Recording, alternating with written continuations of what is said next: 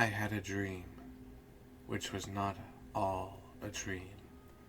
The bright sun was extinguished, and the stars did wander darling in the eternal space, rayless and pathless, and the icy earth swung blind and blackening in the moonless air. Morn came and brought no day, and men forgot their passion in the dread of this their desolation, and all hearts were chilled into a selfless prayer for light, and they did live by watchfires and the thrones, the palaces of crowned kings, the huts, the habitations of all things which dwell, were burned for beacons, cities were consumed, and men were gathered round these blazing homes to look once more into each other's face. Happy were those who dwelt within their eye of the volcanoes and their mountain torch. A fearful hope was all the worlds contained. Forests were set on fire, but hour by hour they fell and faded, and the crackling trunks extinguished with a crash, and all was black. The brow of men by the despairing light wore an unhealthy aspect, as by fits. The flashes fell upon them, some lay down, and hid their eyes and wept, and some did rest their chins upon their clenched hands and smiled, and others hurried to and fro and fed their funeral piles with fuel, and looked up with mad disquietude on the dull sky, the pall of a past world, and then again with curses cast them down upon the dust, and garnished their teeth, and howled. The wild birds shrieked, and terrified did flutter on the ground, and flap their useless wings. The wildest brutes came tame and tremulous, and vipers crawled, and twinned themselves among the multitude, hissing by stingless. They were slain for food, and war, which for a moment was no more, did glut himself again. A meal was brought, with blood, and each sate sullenly apart.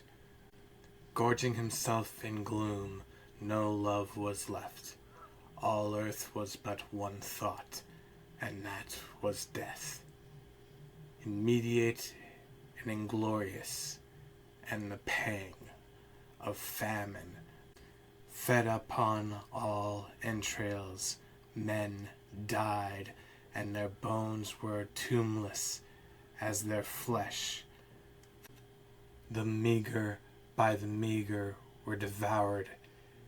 Even dogs assailed their masters, all save one, and he was faithful to a course, and kept the birds and beasts and famished men at bay, till hunger clung them, or the dropping dead lured their lank jaws.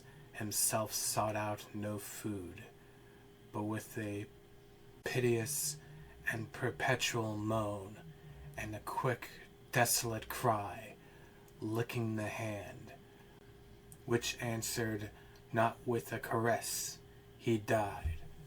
The crow was famished by decrees, by two of an enormous city did survive, and they were enemies.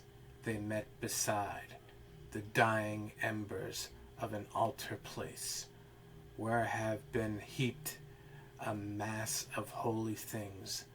For an unholy usage they ranked up, and shivering scrapped with their cold skeleton hands the feeble ashes, and their feeble breath blew for a little life, and made a flame, which was a mockery. Then they lifted up their eyes as it grew lighter, and beheld each other's aspect, saw and shrieked and died. Even of their mural hideous they died, unknowing who he was upon whose brow famine had written fiend. The world was void, the populous and the powerful was a lump, seasonless, herbless, treeless, manless, lifeless, a lump of death, a chaos of hardy clay. The rivers, lakes, and ocean all stood still, and nothing stirred within the silent depths. Ships, sailorless, lay rotting on the sea, and their masts fell down piecemeal as they dropped. They slept on the abyss without a surge. Their waves were dead. The tides were in their graves. The moon, their mistress, had expired before. The winds were withered in the starlit air, and the clouds perished. Darkness had no need of air from them. She was the universe. Darkness by Lord Bryon.